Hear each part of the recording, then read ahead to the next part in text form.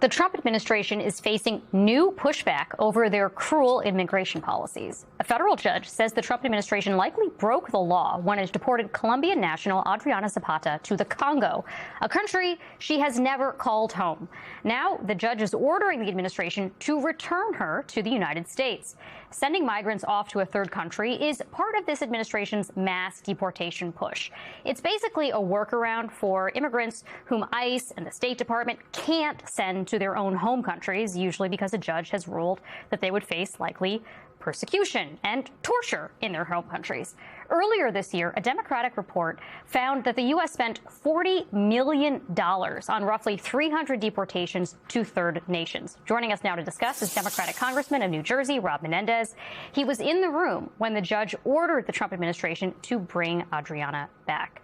So, Congressman, thanks for joining us. This is your constituent. Yep.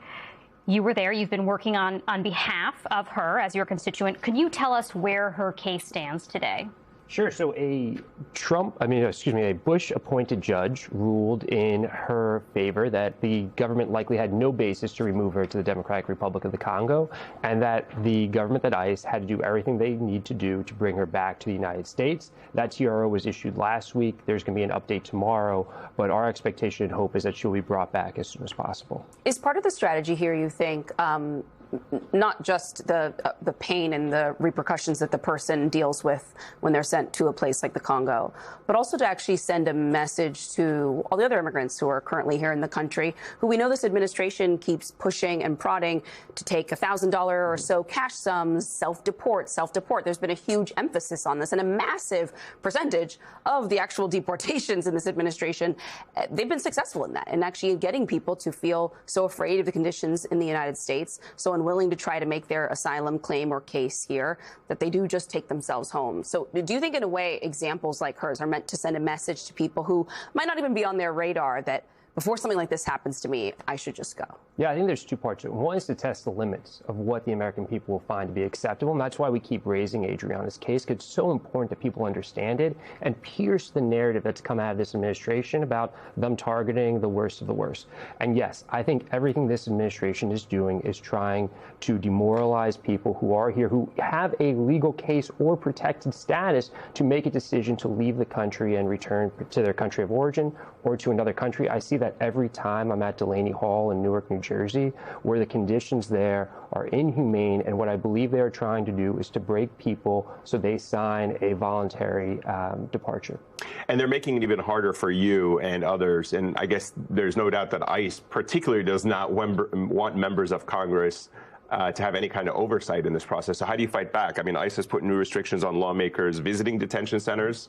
I believe you have to now identify specific detainees by name at least 2 business days in advance of visiting a detention facility. But correct me if I'm wrong. I mean, what are they trying to do to restrict your ability to have oversight? They're going to try everything. I mean, and the American people have to ask themselves, why does this administration want to prevent transparency into what they are doing on the taxpayers' dime? And the reality is that if people saw what's happening in Delaney Hall, what's happening to Adriana, they would say this is not what we signed up for. The president had campaigned on the worst of the worst, and he was going to get criminals off our street, and a lot of people signed up for that. That's not what's happening. You have fathers, mothers, a pastor. You have someone who has protected status against torture, right, who's being removed to the Democratic Republic of the Congo. The more that people hear about this, the more that people see what's happening in all of our communities, they will begin, I believe, to push back against this administration if they haven't already, and that's what the administration is so nervous about. Congressman, Human Rights Watch has been monitoring deportation flights that are occurring, and 245 happened last month, including some flights where men and women have been restrained for up to 51 hours. This seems like torture. It reminds you of the horrible history that we have all studied and read, during World War II, and trains and the inhumane, horrific treatment. How is it that the government is getting away with using our tax dollars to behave in this way. And they're trying to hide it. So we actually just led a letter with Congresswoman Crockett and Congresswoman Ramirez to the FAA, because the FAA has jurisdiction over all aviation in our country, including these flights that ICE is subcontracting out. They're trying to limit the public information, and they're also doing things like the wrap that they're putting on these individuals, which just cannot be a safe a thing that you can accept to happen if there was a potential crash. How would these people get off the plane? In addition to it being torture to have someone in that condition for over 50 hours. These things need to continue to come to light, because I don't believe this is who we are as a country. And so the more that we can pierce through what this administration is doing, whether it's on flights, whether it's removing people to places like the DRC or what's happening at Delaney Hall, we have to continue to shed light on it, despite how hard they're going to push against us doing so. To what extent are the airline companies that we are all familiar with involved in this with the administration? And do you think consumers are aware of that? It's a lot of subcontractors, things that are sort of these private flights. But ultimately, we need to shed a light on everyone that's involved with ICE, DHS, and this administration. So we led a letter to our state investment council in New Jersey, which had an investment in Palantir. We know that that's enabled ICE to do what they are doing on a much larger scale with cutting-edge technology. Anyone that's doing and engaging with this administration to do the harm that they are doing in our communities, the public should know about, so they can make an informed decision whether they invest their money with that company or whether they shop at that company or use it for flights or whatnot.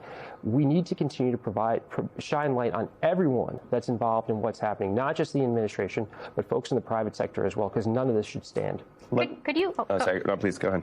I was just wondering, could you tell us a little bit more about what the conditions are like when people like Adriana are sent to a country that they have never been to, that they have no connection to? What happens to them when they're dropped on the ground? We can't tell you, because this is a new arrangement the administration has just set up with the DRC. These are the types of questions that people should be asking. You are sending people who have protected status, her and 14 other individuals, to a place that already has its own domestic challenges. They really should not be in a position to take people from the United States in an effort to get them out of the country, because that is really what this administration is trying to do. However they can do it is to get people out of this country with a disregard for due process or their individual rights. Really quickly before we go, the new acting DHS ICE director, David Venturell. How do you view him? What do you think of his past work? He's got some connections to the GEO Group. GEO Group, yeah, in the private prison industrial complex. If you think it can't get worse, it can get worse, right? I mean, GEO Group, CoreCivic, these are the two major